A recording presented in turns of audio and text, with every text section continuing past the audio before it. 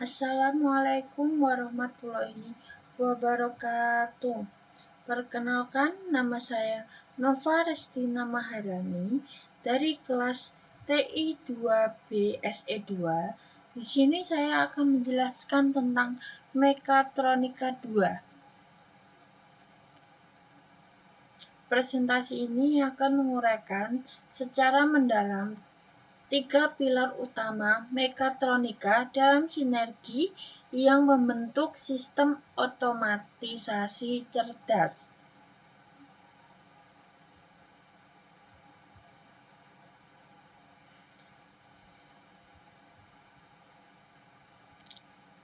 Apa itu mekatronika?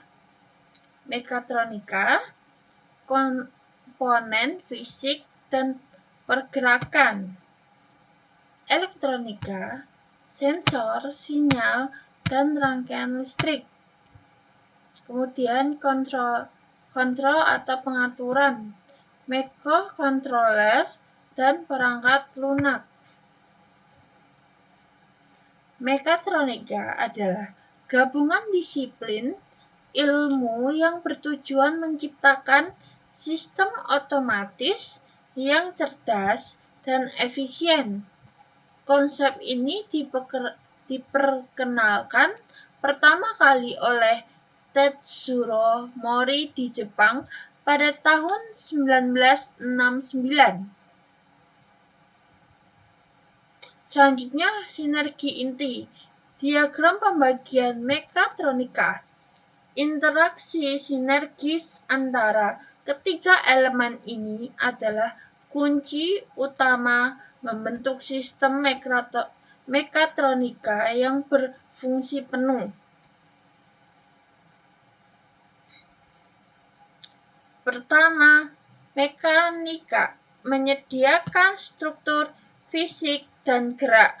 Kedua, elektronika, penginderaan, pengolahan sinyal, dan daya.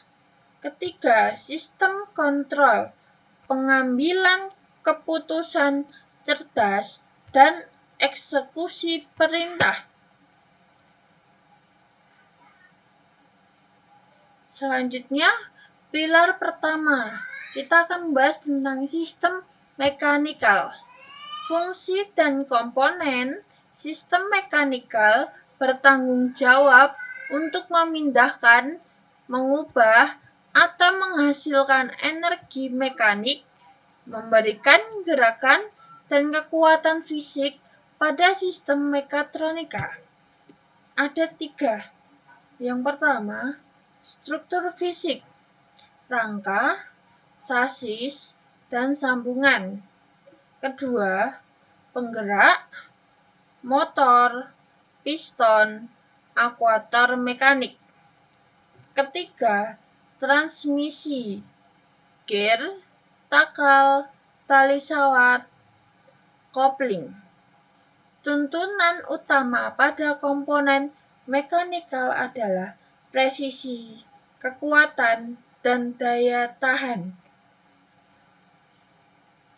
Pilar kedua, sistem elektronik. Sistem elektronik bertindak sebagai sistem saraf mekatronika, mengumpulkan informasi dan menerjemahkan perintah kontrol menjadi aksi fisik. Yang pertama, sensor, yaitu mendeteksi dan mengukur kondisi fisik, gerak, suhu, tekanan, dan mengubahnya menjadi sinyal listrik.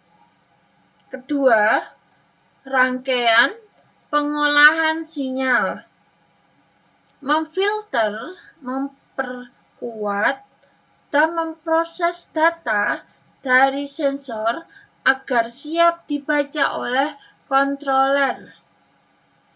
Yang ketiga, aktuator elektronik, penerima sinyal dari controller untuk mengendalikan aktuator mekanik, misalnya driver motor. Selanjutnya, yaitu pilar ketiga, sistem kontrol dan pengatur caraan. Ini adalah otak dari sistem mekatronika, tempat logika dan pengambilan keputusan di program. Yang pertama, microcontroller atau MCU, perangkat keras utama yang menjalankan algoritma kontrol, misalnya Arduino dan STM32. Kedua, PLC, Programmable Logic Controller, digunakan secara luas dalam aplikasi industri untuk kontrol yang lebih tangguh. Selanjutnya, perangkat lunak, bahasa pemrograman seperti C++, Python, atau bahasa berbasis blok untuk menulis logika kontrol. Nah, sistem kontrol bertugas membandingkan keadaan aktual dari sensor dengan keadaan yang diinginkan, set point, dan menghasilkan sinyal koreksi.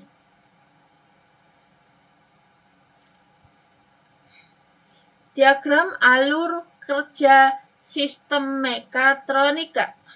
Sistem mekatronika beroperasi dalam siklus tertutup, loop tertutup yang memungkinkan penyesuaian berkelanjutan. Pertama, input atau sensor mengumpulkan data lingkungan, misalnya posisi, kecepatan.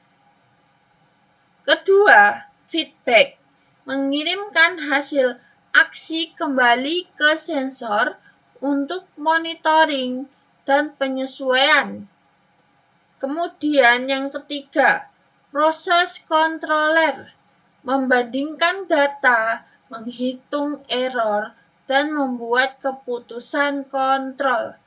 Dan yang terakhir, output atau aktuator menerjemahkan perintah kontrol menjadi aksi fisik atau gerakan.